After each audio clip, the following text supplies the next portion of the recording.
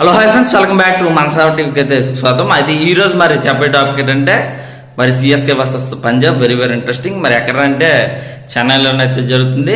Chennai pitch అందరికి కూడా తెలిసిందే. ఎవరి టాస్ వాళ్ళకి ఖచ్చితంగా సరే ఫీలింగ్ అనేది ఎంచుకుంటున్నారు. ఖచ్చితంగా బ్లూ ఫ్యాక్చర్ వచ్చిందంటే కొంచెం కాస్త ఈజీగా ఉండే ఛాన్స్ ఉంది. కానీ సరిగైన బౌలింగ్ సరైన ఫీలింగ్ అనేది ఎంచుకుంటే మరి టఫ్గా ఉండే ఛాన్స్ ఉంటుంది. అది ఉదాహరణకి అయితే మొన్నటి జరిగిన మ్యాచ్లో అయితే మరి హైదరాబాద్కి సంబంధించిన మ్యాచ్ వెరీ వెరీ ఇంట్రెస్టింగ్ అయితే మారిందని చెప్పొచ్చు. కానీ సిఎస్కే మాత్రం ఈ మ్యాచ్ అనేది గెలాలి, గెలిస్తే ఈజీగా సెమీస్కి వెళ్ళే ఛాన్స్ ఉంటుంది. మరి పంజాబ్ అయితే ఏంటంటే పంజాబ్ కూడా ఈ మ్యాచ్ తప్పనిసరిగా గెలాలి, లేదు అంటే మరి ఇంటికి వెళ్ళిపోవాల్సిన పరిస్థితి కూడా ఉంది. కానీ వెళ్ళొద్దా లేకపోతే ఏమిటి అని చూడాలి. ఎందుకంటే మరి అక్కడ కూడా మరి మ్యాచెస్ అనేది ఉన్నాయి.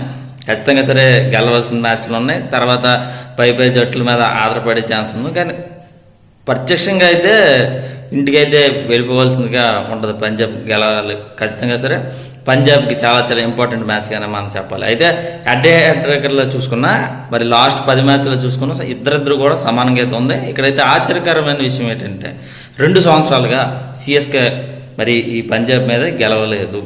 మరి ఇప్పుడు గెలుస్తుందా లేకపోతే ఏమిటని చూడాలి. మరి సిఎస్కే మరి ఇప్పుడు చెన్నైలోనూ హోమ్ గ్రౌండ్ కాబట్టి ప్రస్తుతానికి అయితే ఇప్పుడు జరిగిన మ్యాచ్లో మాత్రం ఒక మ్యాచ్కే ఓడిపోయింది. మిగతా మ్యాచ్లు అన్నీ కూడా సిఎస్కే హోమ్ గ్రౌండ్ అనేది గెలిచింది. మరి ఈసారి ఏమన్నా గెలుస్తుందా లేకపోతే ఏమిటనేది చూసుకోవాల్సిన పరిస్థితి కూడా ఎక్కువ మరి ఉన్నాయి. అదే ఒకటి పిచ్ కూడా మరి పేసర్కి చాలా వరకు కూడా అనుకూలించే ఛాన్స్ ఉందని మనం చెప్పాలి. మరి సిఎస్కే ఏంటి పరిస్థితి అంటే సిఎస్కే అయితే అటు బ్యాటింగ్లో కానీ బౌలింగ్లో కానీ యాక్సిడెంట్గా మరి ఉంది. రహాన్ అయితే చూసుకోవాలి, గైక్వాడ్ కానీ మరి దుబాయ్ అయితే తుఫాన్ ఫామ్గా మనం చెప్పచ్చు. మరి ధోని మరి జడేజా మరి ఆలీ వెరీ వెరీ ఇంట్రెస్టింగ్ గా మరి చెప్పాలి. మరి బౌలింగ్లో దేశ్ పాండే కానీ మరి అటు Sri Lanka bowler very very interesting. మరి spinner Jadeja very very interesting. మరి టోటల్ చూసుకున్న సిఎస్కే చాలా బలంగా అయితే ఉంది అనేది మరి చెప్పచ్చు. మరి పంజాబ్ బలం అయితే చూసుకున్నా పంజాబ్ అయితే వెరీ వెరీ ఇంట్రెస్టింగ్.